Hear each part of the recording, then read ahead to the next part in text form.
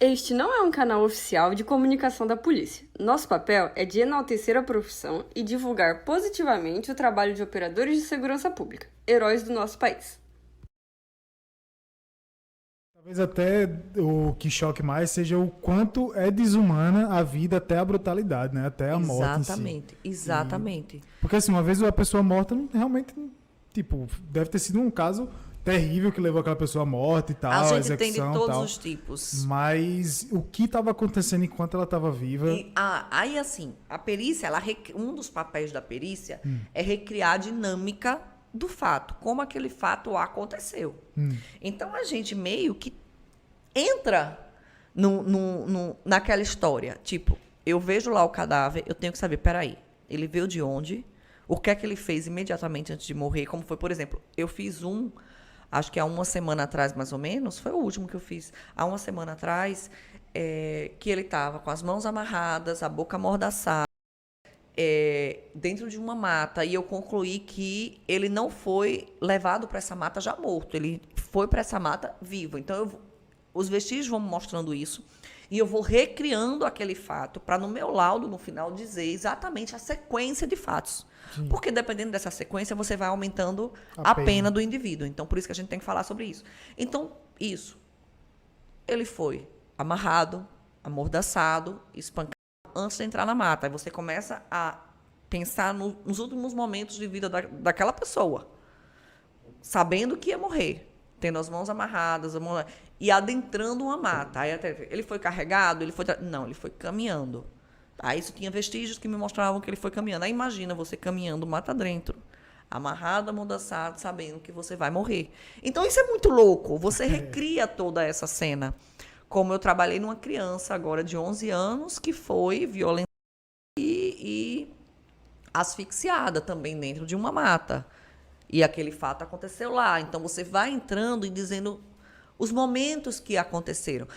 Aí, assim, por mais que eu fui treinada para lidar com isso, eu sabia que minha profissão era isso, você é afetado até indiretamente, que é a forma que eu acho que eu sou. Diretamente, eu chego, eu não acho que eu me choquei, nada. Mas eu tenho muitos pesadelos quando eu vou dormir. Muitos pesadelos. Às vezes, assim, lá no interior mesmo, né? Exatamente. A gente dorme, quando a gente está de plantão, a gente dorme no alojamento, e muitas vezes eu tenho colegas que me acordam dizendo, ei, acorda porque tu tá gritando, ou acorda porque tu tá chorando. E não é só isso, eu vejo isso com outros colegas também. Então, isso é no seu inconsciente, que aquele negócio vai ficando. Teve uma vez, quando eu dou alguma entrevista, eu recebo alguns comentários no meu Instagram dizendo, nossa, você tá tão abalada, sua cara tá tão abalada. E, na verdade, assim, eu nem me senti assim. Mas só que o inconsciente está lá e está falando através dos meus olhos. Aí eu vou rever a entrevista e faço, caramba, e não é que eu estou mesmo? Então, assim, a gente tem que se dedicar um pouco a sair desse manto obscuro, né, que acaba gerando. Eu já vi colegas que meio que surtaram com esse trabalho. E tiveram que abandonar. Tanto café, tanto Red Bull, tanta coisa que a gente fica usando assim para se manter acordado, para poder desviar o foco e tal, que aí a gente acha que não tá sentindo aquilo ali, e mas... eu falo, bicho, sabe, Gabriel, é assim, eu falo, meu trabalho não é só lá na cena de crime, né? Eu vejo tudo aquilo na cena de crime e depois eu vou passar dias, às vezes meses, fazendo o laudo daquela cena.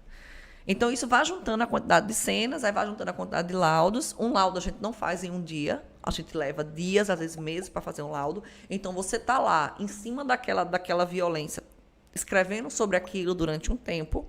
Aí, fora isso, eu dou aulas sobre isso. Então, eu saio da cena de crime, eu saio dos laudos, aí eu vou para a sala de aula, eu vou dar aula sobre isso. Então, eu estou revivendo, eu estou nas fotografias, eu estou explicando os conceitos, então eu estou revivendo aquilo lá.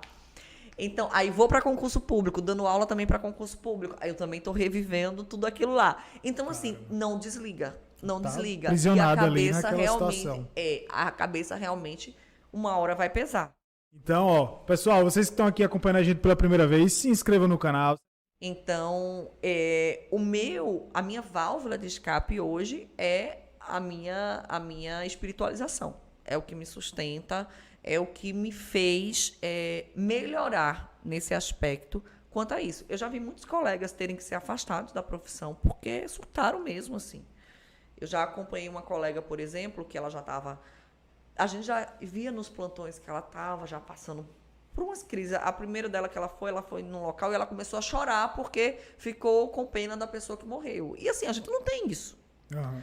Isso não existe para um perito, entendeu? Porque para ele aquilo ali é ciência. Então ele vai numa cena de crime e ele encara como ciência. E quando ela chegou dizendo que ela morreu de chorar quando viu a vítima, e não era assim uma criança, não era. Aquilo já levanta um alerta, porque isso não faz parte da gente. E aí ela foi dando sinais. Até que chegou um momento que ela foi numa cena que ela... E a gente, entre a gente, né, do plantão, a gente dizia, quando ela for para alguma cena, vai sempre alguém acompanhando, que a gente só vai em um, né? Só Sim. vai alguém. E teve uma cena que a gente foi, que um da gente acompanhou ela, que quando chegou, era um casebre muito pequeno, e era um marido que tinha matado a esposa com golpes de faca, foram várias facas. Depois ele tentou contra ele com as facas, como ele não morria, ele se enforcou. Como era um casebre e era uso de faca, era um ambiente muito pequeno, era tipo assim, essa sala... Sangue pra todo lado. Tinha muito sangue. E eu lembro que quando ela chegou na porta, que ela olhou aquele sangue, ela paralisou e ela começou a chorar e a gritar. Ela fez, eu não consigo, eu não consigo, eu não consigo. Só que assim, isso não faz parte. Então a gente fez, não, vamos. Vou fazer o seguinte, vou pegar a toalha, vou pegar lençol, vou botar no chão em cima do sangue e você vai pisar.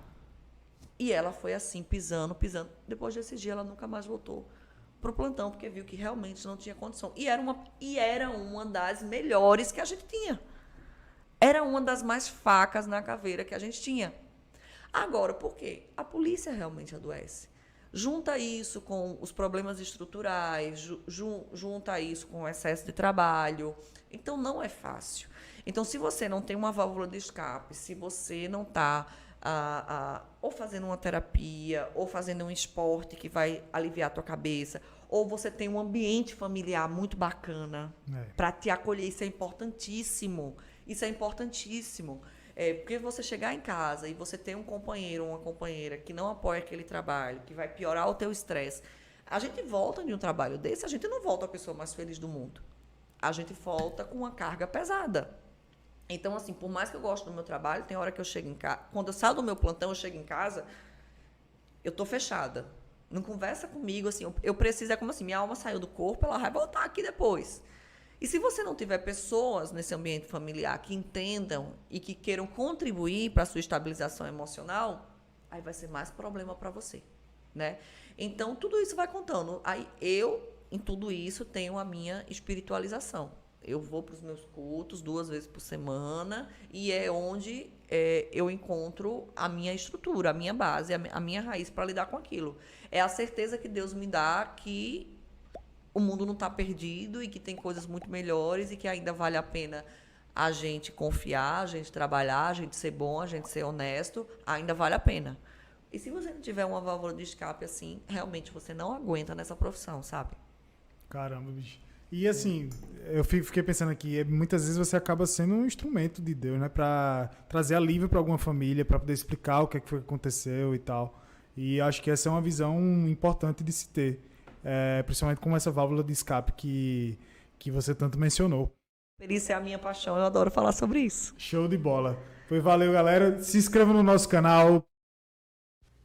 Muito obrigado por assistir até aqui. Continue maratonando o canal. Força e honra.